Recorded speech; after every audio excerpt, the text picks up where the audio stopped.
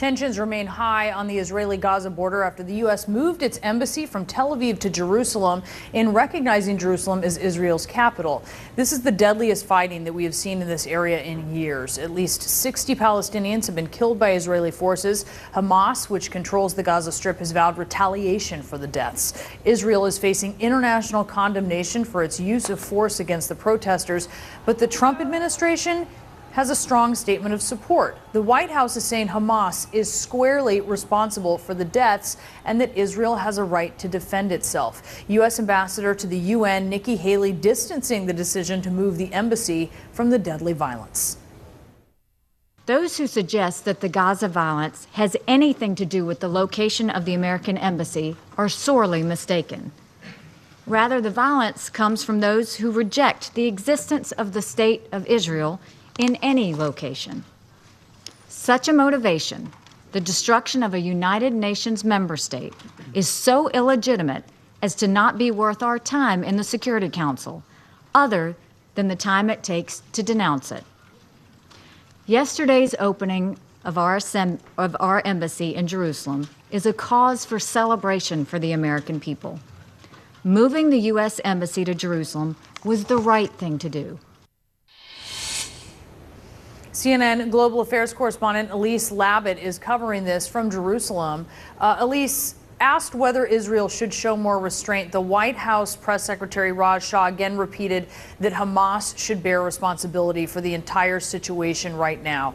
There's this perception, certainly, that, and I'm sure Israel is thrilled with it, but from the Palestinian perspective, is that this is the U.S. picking a side. Well, yeah, of course they picked a side, Brianna. I mean, usually in previous years, you would kind of caveat Israel has a right to defend itself, but we urge restraint on both sides. You're not even kind of hearing that caveat, use restraint. And I think what you're hearing from from this international condemnation that's coming in, you're hearing it from the other side. Those countries are saying, yes, Hamas is responsible. They are instigating it.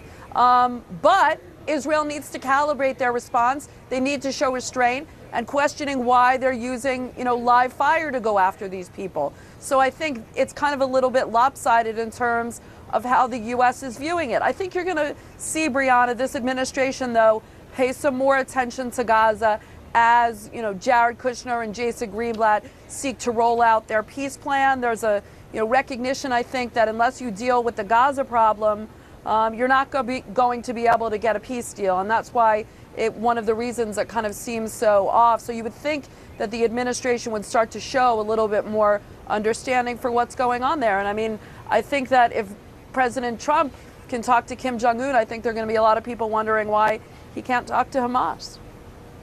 All right, Elise Labott in Jerusalem, thank you so much for that report. And as blood spilled just miles away, Ivanka Trump and Jared Kushner were all smiles as they ceremoniously opened the new U.S. Embassy in Jerusalem.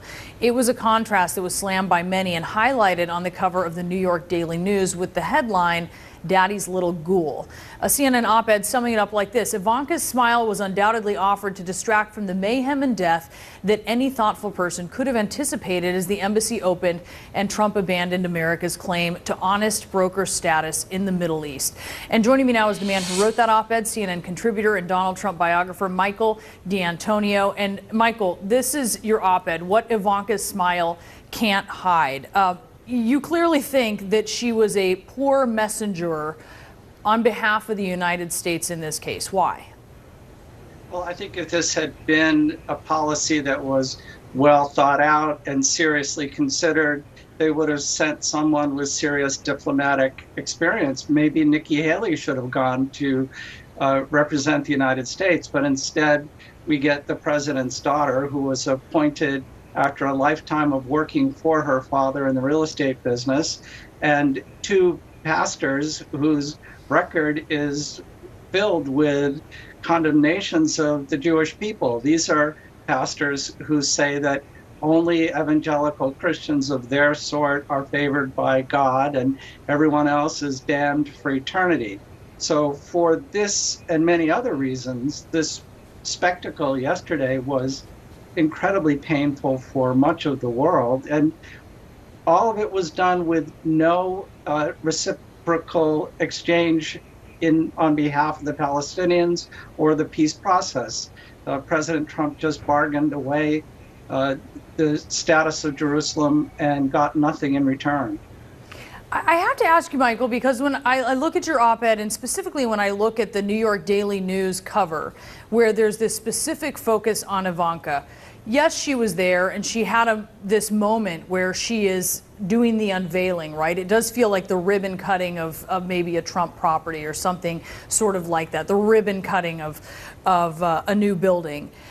But Jared Kushner was there giving the substantive speech with a lot of controversial material in it. Steve Mnuchin was there representing the administration. Why the focus on Ivanka when there's clearly the role of these other prominent members of the administration?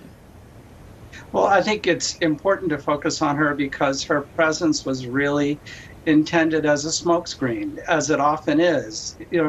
She is the softer side of the Trump family. She's supposed to lend a gentle air to whatever policy is being implemented, but it's really hard to accept this image making when 55 people are being killed nearby, including many children. And this is a first daughter who has advocated for children and families.